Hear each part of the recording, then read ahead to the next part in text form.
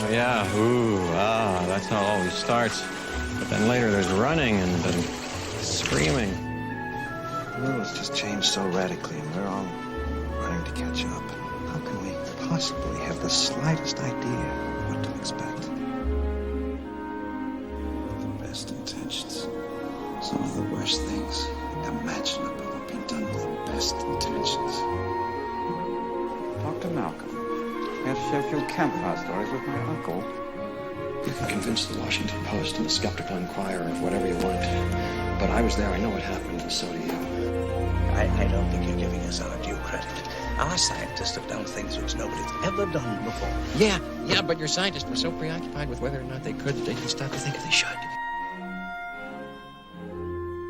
Hello, welcome to episode 45 of Jurassic Minutes, the April issue. A little bit late, but we're here for April, where we discuss recent movie, toy, and franchise news for the Jurassic series. I'm Brad. I'm Dave. And on this episode we're discussing the reveal of the male bull T-Rex, Mattel. Going to get to that in a bit. The fantastic effort that Universal's putting into celebrating its biggest franchise, and a couple other things to go along the way. But first, David, I'll go first with recent toy and prop purchases because I've only got one thing. I thought it was the Camp Cretaceous baby brachiosaur, but it's the Danger Pack baby brachiosaurus, which I'm pretty sure is the same thing, just a little bit different paint. It was in one of my local stores. I thought I haven't been buying any of the new Mattel stuff, but I thought it'll go good against the big legacy brachiosaurus, having an infant with it as well. So very happy with it, and yeah, that's the extent of my my purchases over the last month. You've been busy, Dave. I have been. Unfortunately, I still have not found any baby brachiosaurs in any stores anywhere. Oh.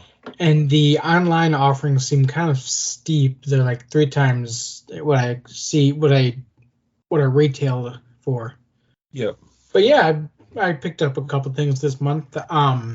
This one I just got today was the Jurassic World Security Guard badge replica of Merchoid. And it's shiny. I kind of want to go out and buy one of those badge wallets for it.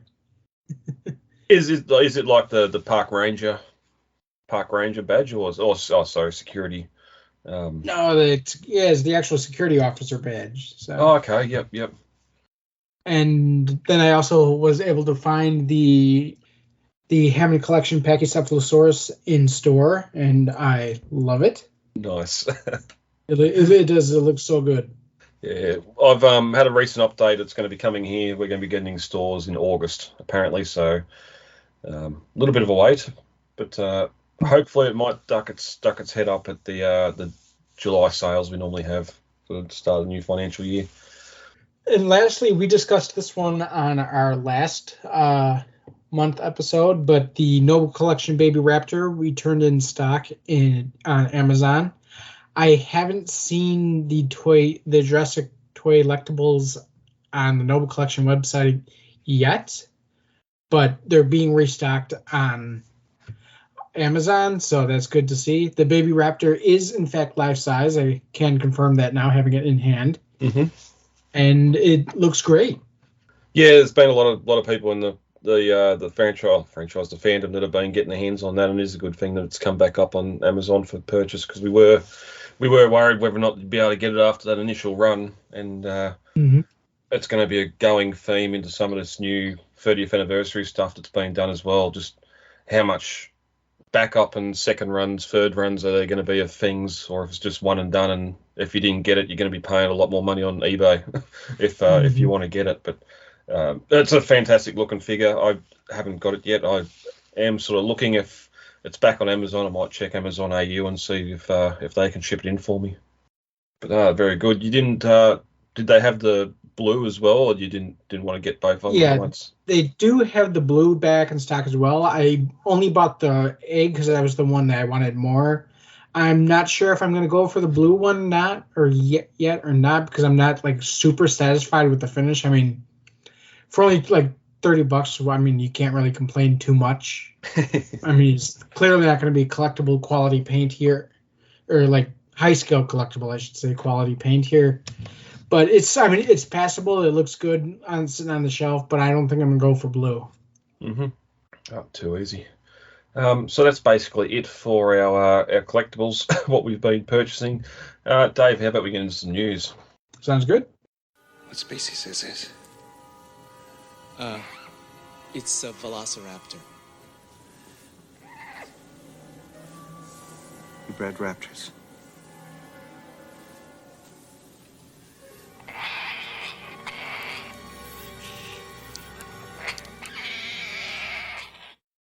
All right. I don't think it was March. I think it was February's issue of the Minutes. We had the leak of the buck, the male Tyrannosaur from the Lost World, the M-Class Explorer and the M-Class Mercedes, and the Lost World version of Ian Malcolm.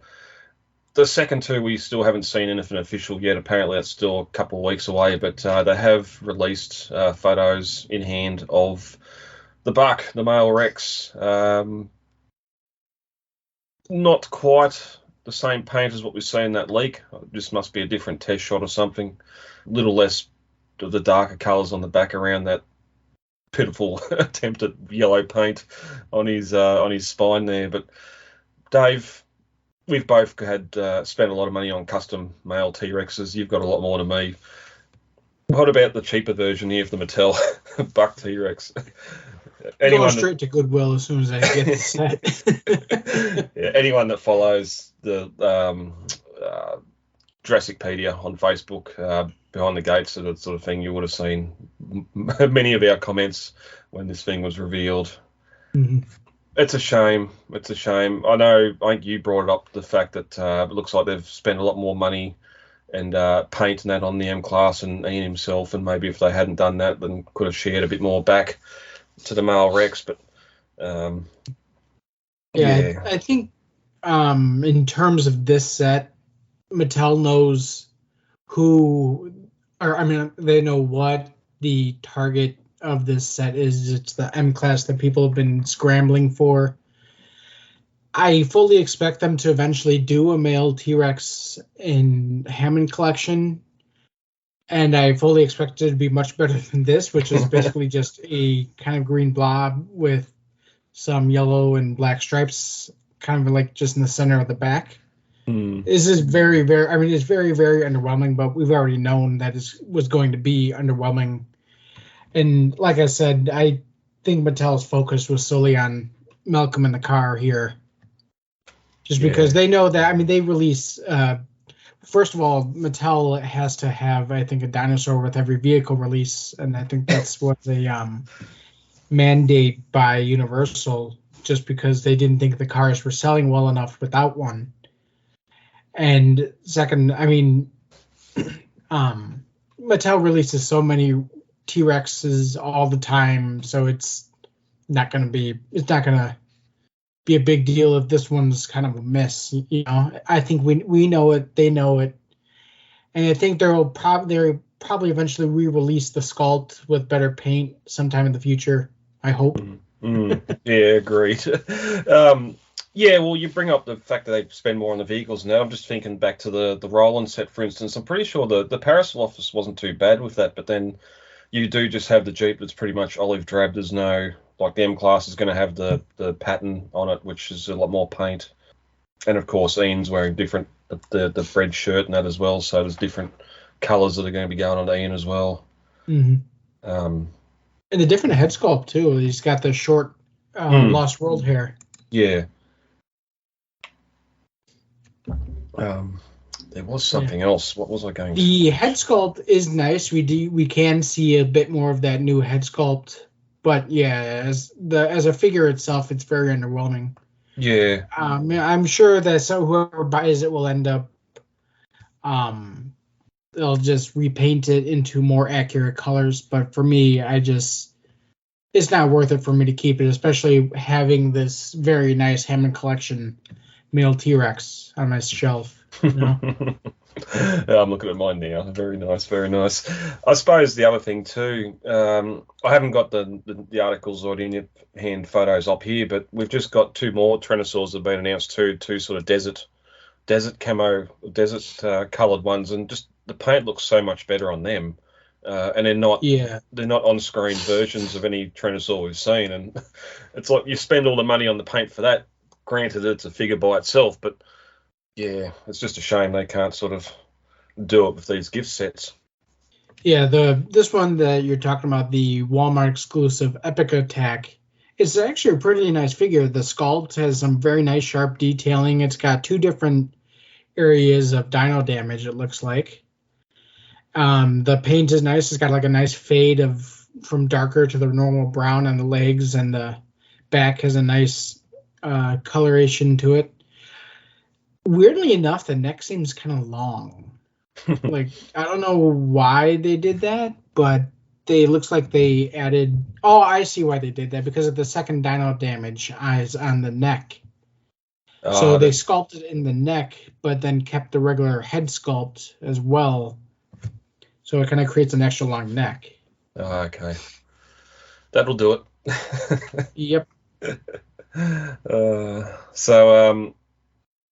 Yeah, I'm hoping by next time we record for Jurassic June, we've got the official release of the M class and Malcolm, just so we can have a look and see if it's worth the extra paint they've put into that and left it off the male T-Rex. But as we said, yours is going to Goodwill.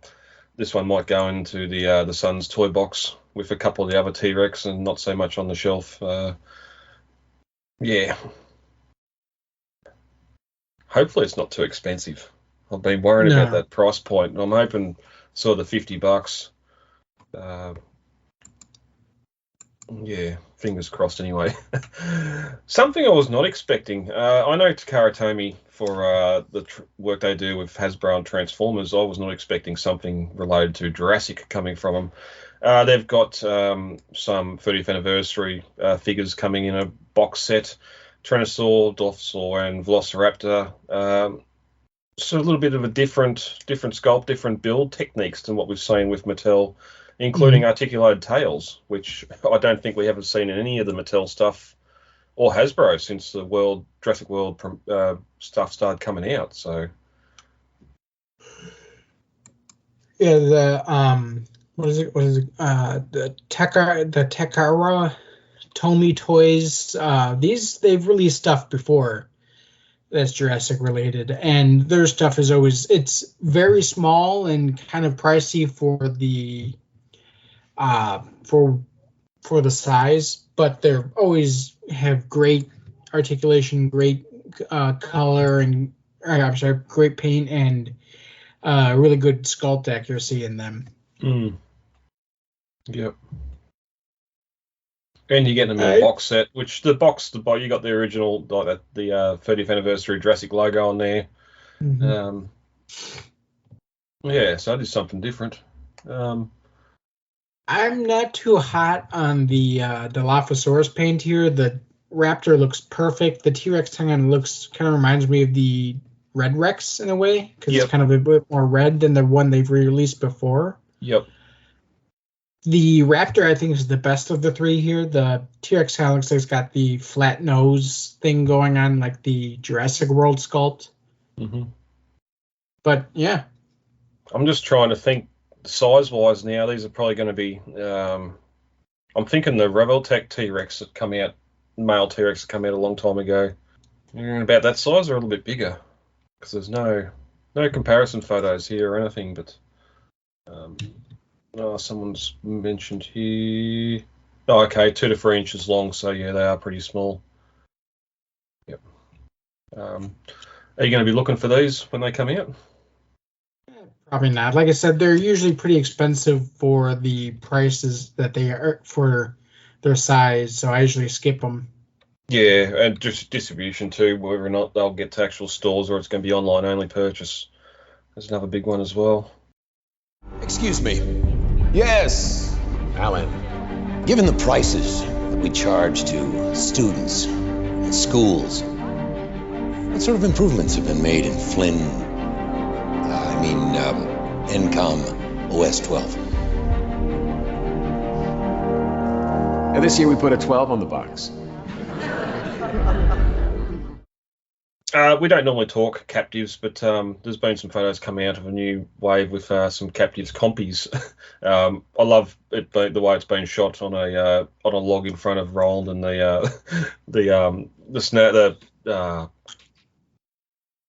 snagger, the Lost World Jeep anyway. I think it's the Roland and Jeep set that they've got shown here with them in front of the Outrigger. That's the one. Oh, is that what it is? I thought it was the it just looked like the regular Mattel Jeep to me. Yeah, it is. Yeah. Oh. That was the Outrigger, wasn't it? That's what they called the Outrigger. No, oh yeah, it was the Outrigger. Yeah. I'm sorry. I was thinking the one with the big arms. Yeah, Snagger. That's what I kept on thinking of. Sorry, yeah. Yeah.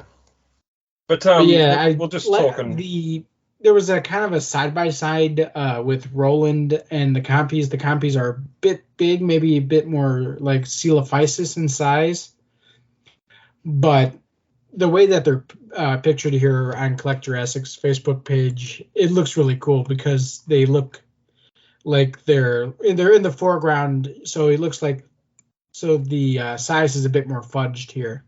Bit of that forced perspective, but even with Roll in the background, a little bit faded, it does really show you and make you appreciate how good that Roland figure is, because it looks pretty realistic. Him standing there,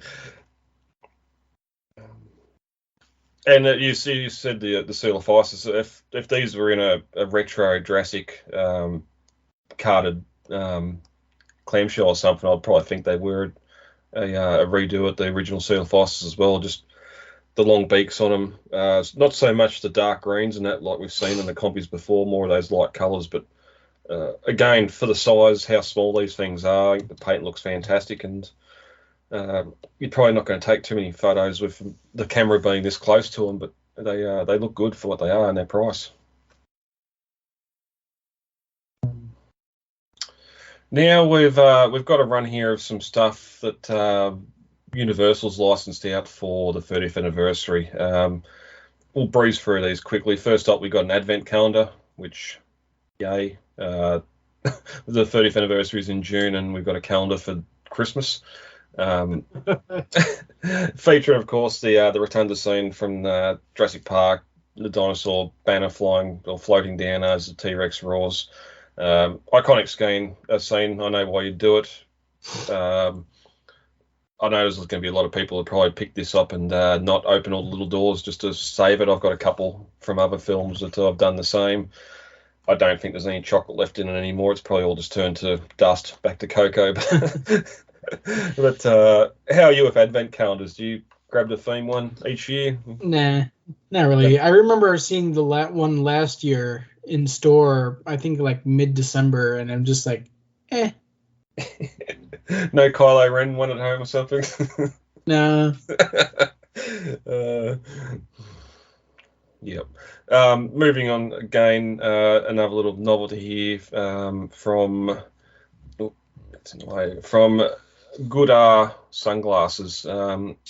They've got a couple of different designs here inspired by the Ford Explorer, the Jeep, and Mr. DNA as well. Sunglasses, David, are you a bit of a sunglass wearer? Yeah, I can be. What about overpriced themed licensed sunglasses? Not so much, but I gotta admit they're kind of calling me.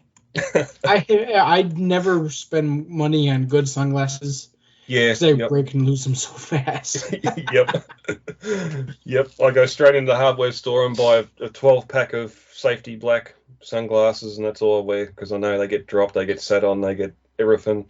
I've got a couple of nice sunglasses at home if I do go out, but for the main part, it's the old $1.99 each plastic sunglasses. I have a replica of the pair of the Terminator 2 sunglasses, and like I'm afraid to wear them anywhere because I don't want them broken.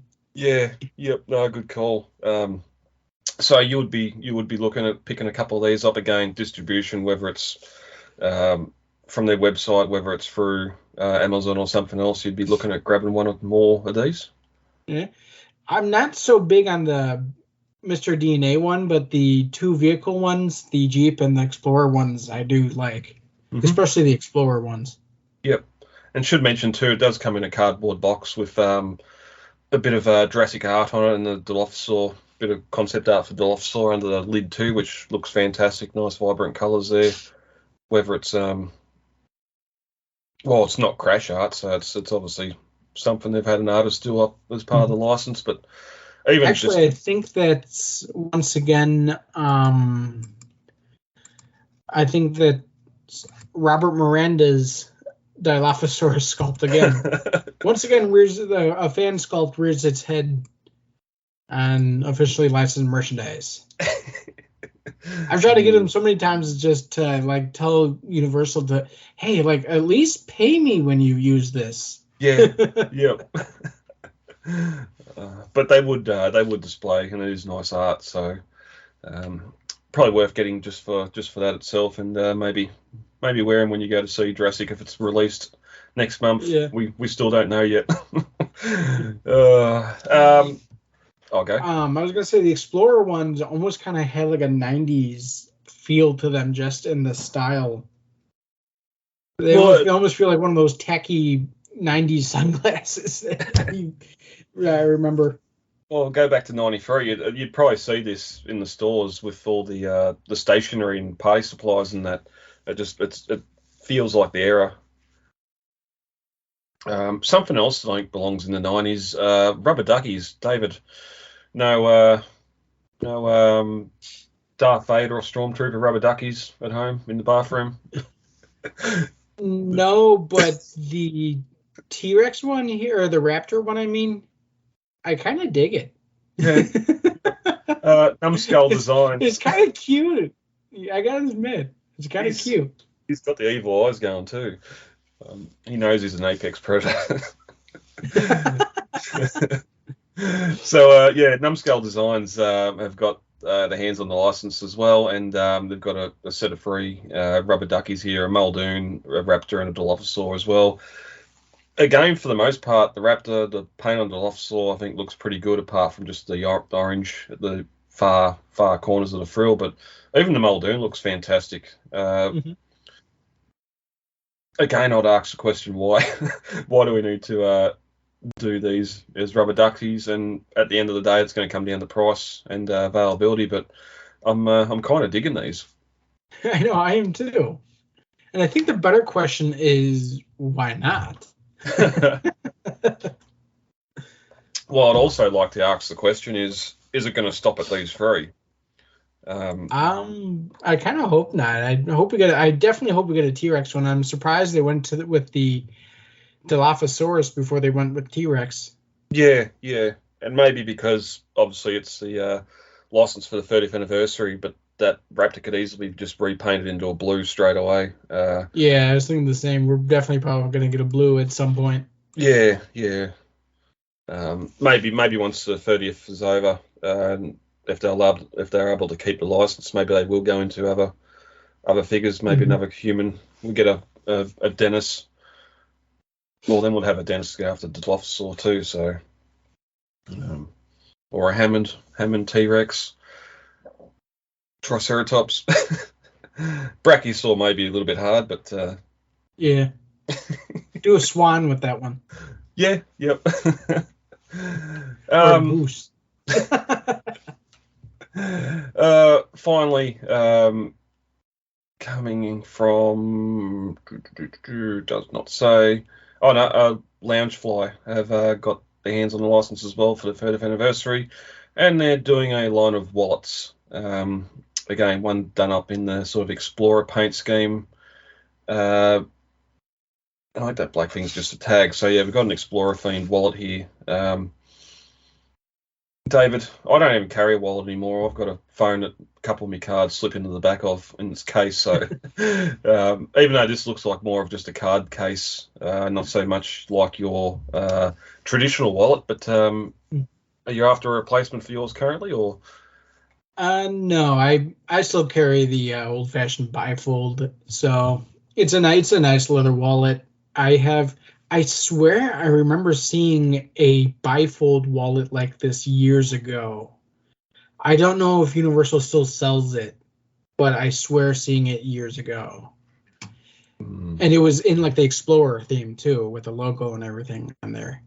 Yeah, So, okay. usually these wallets are pretty undersized. You can't fit much in them. So I'm going to just stick with mine. I got it stuffed with all kinds of different cards and money and stuff. I still carry cash. Okay, because occasionally you'll run into something that's like, oh, sorry, we were cash only. Yeah. The ice cream stand down the street has been around for probably 40 years and has always been cash only.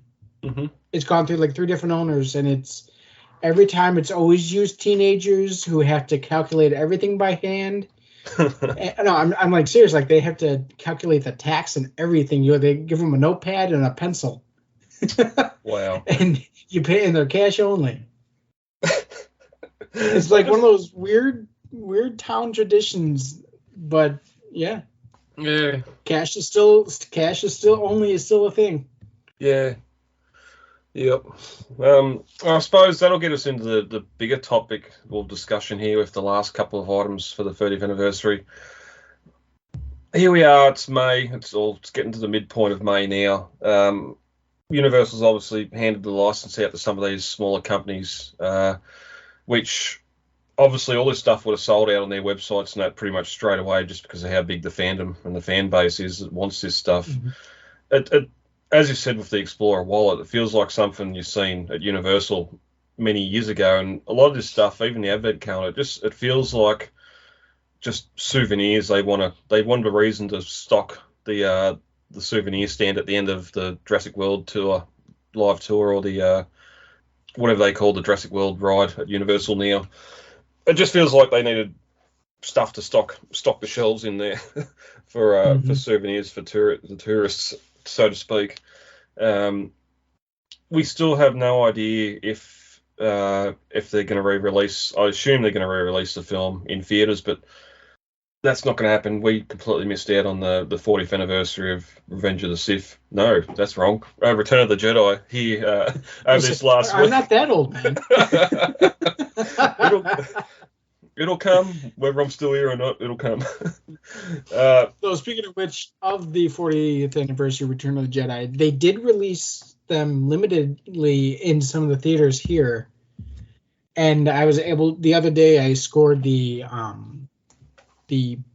Super Star Destroyer Lego set that I've been wanting. It sold out on the website, but I walked into Walmart looking for a gift for my dog's first birthday and came out with Lego instead. Nice.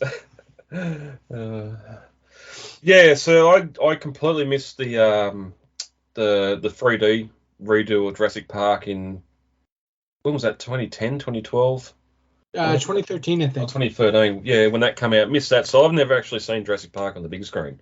So it's something I'd really love to do, and even the 25th anniversary, it didn't happen here. I know it happened in select spots over in the States and that, and I can sit here and jump up and down and go, well, you're doing a shit job, Universal, but I don't really know. They had the big fan event for Jurassic 25, had the cars and everything at Universal Studios, and seemed to care about it then. But this year, it doesn't seem like anything organised apart from these little novelty things, and nothing I couldn't really come up with any ideas what they could do. There's but something like that fan event at Universal or something in the States where you can sort of max out, get as many fans in one spot as you can. I know us international people are always going to lose out. That's just the norm of how things go, but it's just a little disappointing. Here we are, under a month away from the anniversary, and there's nothing really big planned.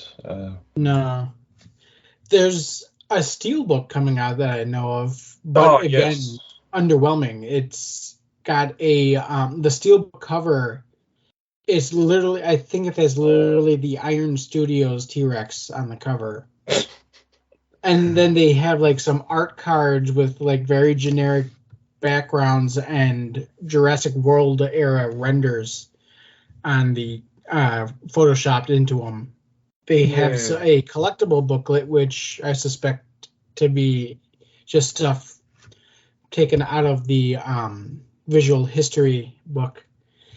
And then it has a film cell replica, which I noticed isn't actually a replica of a film cell. It's just a screen cap that has been cropped to 4:3 ratio.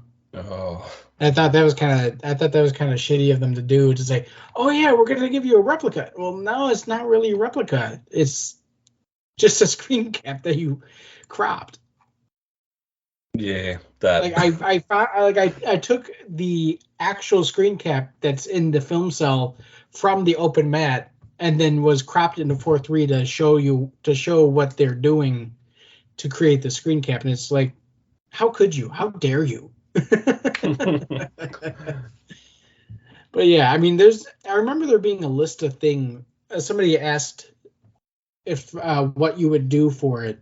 It was on Twitter, and I remember answering, well, for one, I'd do a new movie pack, trilogy pack, that does have new exclusive stuff. The last time we got anything that was actually new in a box set was 2011, with the Ultimate Trilogy or Ultimate Collection, I think. Yep. It was called. And that came with the new Return to Jurassic documentary. And what I would do is I would do another new one with a whole disc just of the various stuff that fans have collected over the years. If I was Universal, I reach out to fans. I'd be asking, hey, who has any kind of exclusive material that nobody else has? That we've lost. Like blueprints, schematic. What's that? That they've lost over the years. Yeah, that they don't even have. There's fans, and I'm going to, not to brag, but I'm probably one of them who has more in my archive than Universal does.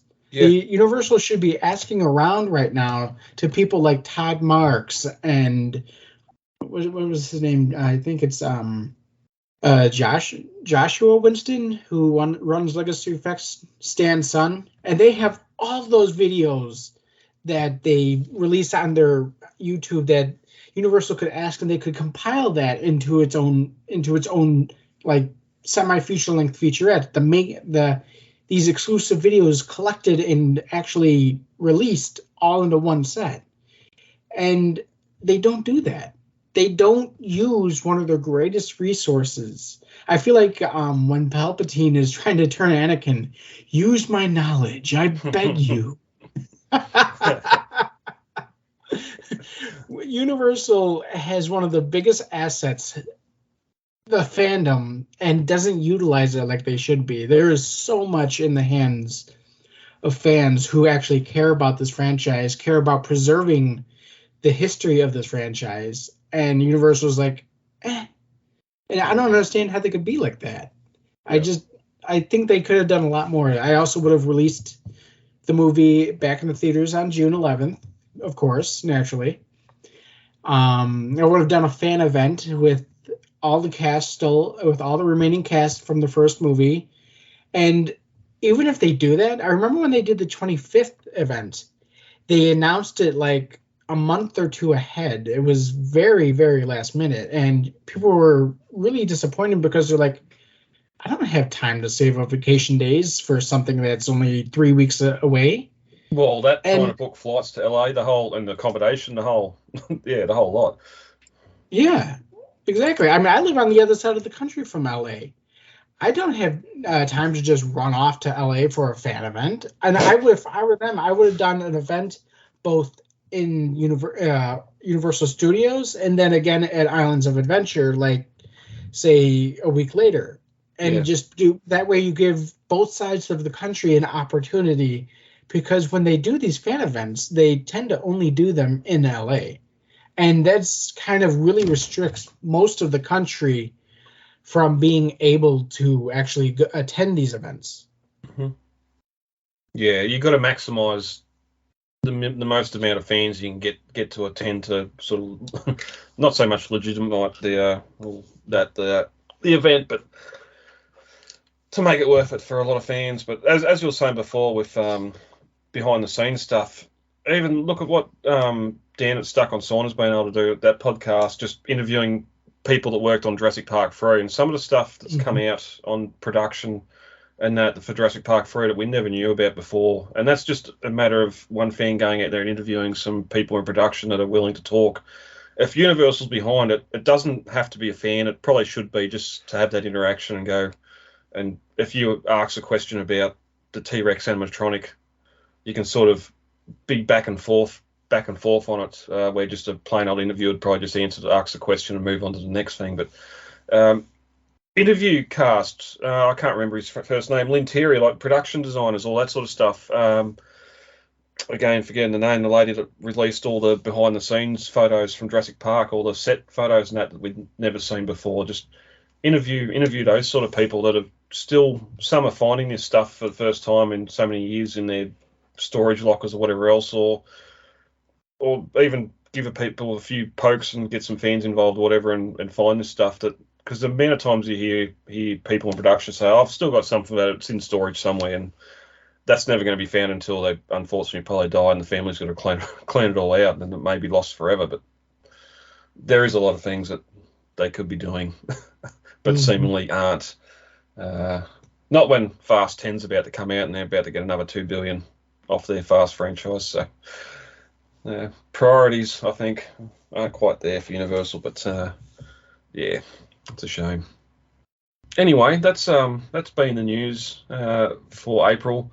A little bit there to discuss. Hopefully, again next month, Jurassic June. We'll probably wait until then before we'll cover May and April, May and June at the same time. Dave, anything else? Like we've piled on Universal enough for one day. No, I think we're good. Yeah, all right. Let's get heavy for the week, and we'll be back next week with another minute of Fallen Kingdom.